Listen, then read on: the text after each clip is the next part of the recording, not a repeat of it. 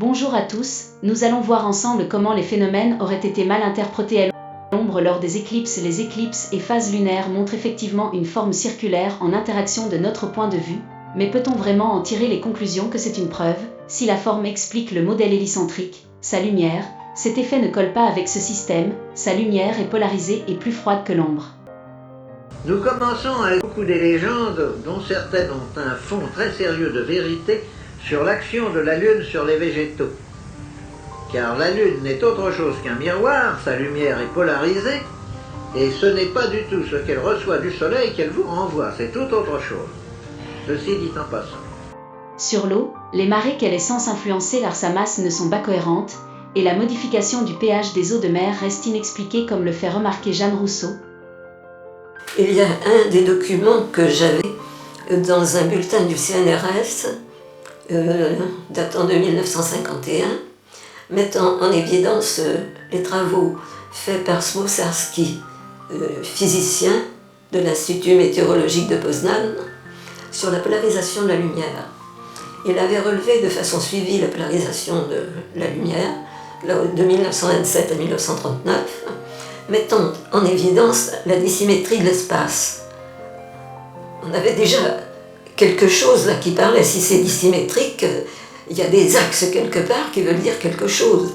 Et si ça existe sur le plan solaire, ça existe aussi sur le plan lunaire, et ça c'était ce minimum des marées, le minimum de pH à marée basse, que j'avais commencé moi à relever en 1946, et c'est Vess après qui m'a transmis l'article de l'abbé en 1932.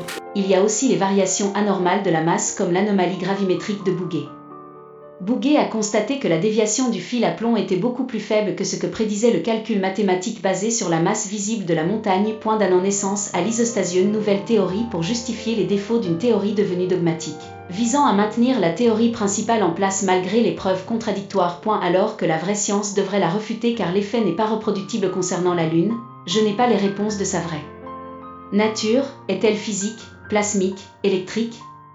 L'ingénieur et chercheur Éric Delard, qui a affirmé en 1965 que la Lune était du plasma, une théorie alternative sur l'électromagnétisme, s'inspirant largement des travaux de Nikola Tesla, Charles Proto-Steinmetz et Oliver Eviside. Ces idées s'opposent souvent au consensus scientifique moderne, notamment à la relativité d'Einstein, contrairement à la physique classique qui se concentre sur les électrons circulant dans les fils. Delard affirme que l'électricité réside dans l'espace entourant les conducteurs, et elle soutient l'existence d'un éther, un milieu universel, à travers lequel l'énergie se propage sous forme de lignes de force. Il considère la diélectricité, le champ électrique, comme une forme d'énergie stockée dans l'éther, symétrique au magnétisme, mais agissant de manière contre-spatiale. Éric Delard affirme qu'il existe des ondes électriques qui oscillent parallèlement à leur direction de propagation.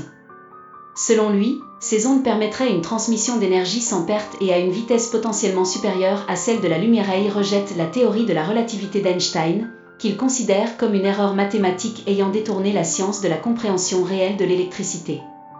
Il propose une approche basée sur des modèles mathématiques de la fin du XIXe siècle, algèbre des quaternions, pour décrire les phénomènes électriques. Éric Delard apporte l'expertise en ingénierie électrique, Walter Russell apporte la cosmologie philosophique. Ils décrivent tous deux un univers vivant, électrique et vibratoire où le vide n'existe pas, remplacé par un éther dynamique. Merci de votre attention.